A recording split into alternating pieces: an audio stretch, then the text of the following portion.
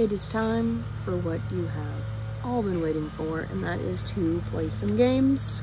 So that is super exciting. I'm very excited for you to start diving in. I've given you some general house rules about games, so just remember to take care of those. If you see anything that's missing, let someone know so we can take care of it. All the directions are copied underneath. How these first couple of days are going to go. We're going to be playing from tier 1 for the next couple of days. So that is, there are 4 board-based games and there are 4 card-based games that I've got for you to play. I have you set into assigned playing groups for the day. This is on purpose because I want you to, and I have assigned each of those groups 2 games to get through, 1 card-based game and 1 board-based game. Start with the board-based one. Well,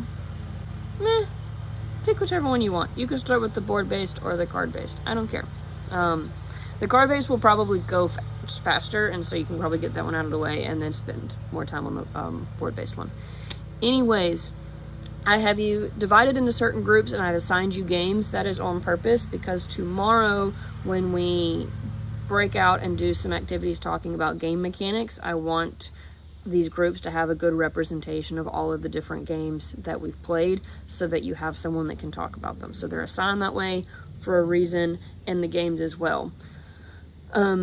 Tomorrow we'll play through the same set of games. We'll mix up the playing group some, and then you can play new games. You can, if you want to play a game again with your group and give that group, those new people, exposure, and you get another playthrough of the game, we've got some flexibility, but it'll still be from that tier 1 of games. When you are playing through the games, make sure you're keeping up with different things about the game. So you're going to have a reflection. So make sure you get a copy of one of the gameplay reflection pages before you start.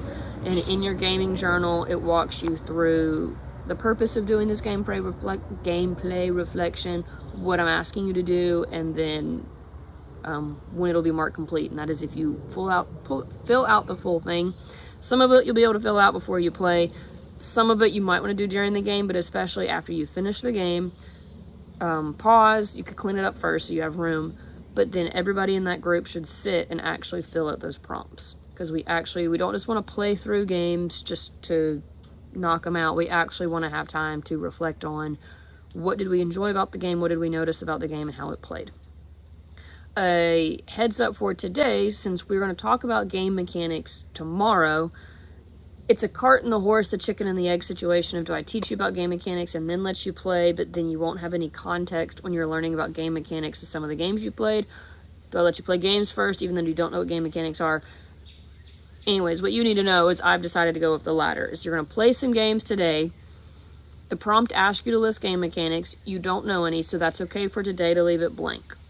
Or to write something. Tomorrow, after we actually cover what game mechanics are and give you an introduction to those, you're going to need to go back to today's, and we'll remind you of this, someone will, and add in those game mechanics. So today what you're noticing then are just generally you having maybe not played a game like this before.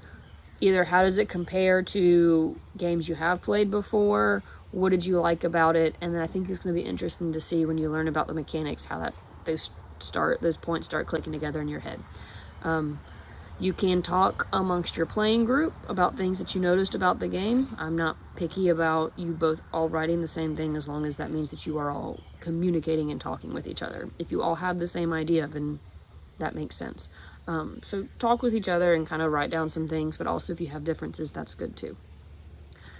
We're going to use these gameplay reflections later once we get a few games under our belt and we have a few to talk about. The plan is for Wednesday to do our first discussion section where we're going to pull out our gameplay reflections and talk about those things and being able to hear from everyone else. You're going to hear about some similarities between games, some differences, things like that. So keep in mind that you will have to talk about these games. I think that's the general thing for the introduction. You've got tables on the back that are set up for you to sit and play in groups and play. And yeah, have fun. These are some of my favorite games that are on this first tier. They are games that I pull out frequently because they're easy to teach. They're easy to pick up, I think. And so it gets people that maybe aren't as familiar or have never played the game before into playing the game quickly. And so that's kind of my goal when I'm introducing new people, is to give them easy wins, something that feels good and that they can do quickly. And so I hope that's what's the case for y'all. If you have any difficulties, ask. There's supposed to be a couple of old students who have taken this class before in there to help you if you've got questions on the rules. But the other thing about games is that house rules always apply. If y'all are a little unsure, as long as you all four agree this is how we're going to do it moving forward, then just make that rule arbitrarily and keep going forward.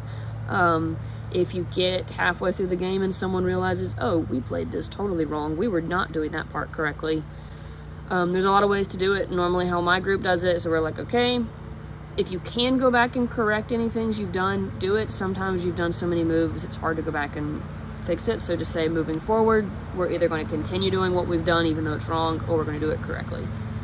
It is okay. It's not that deep. We're just trying to get playthroughs and see how the games go. And that's a good discussion point if you run into an issue like that where you feel like you read the directions wrong or the directions were unclear.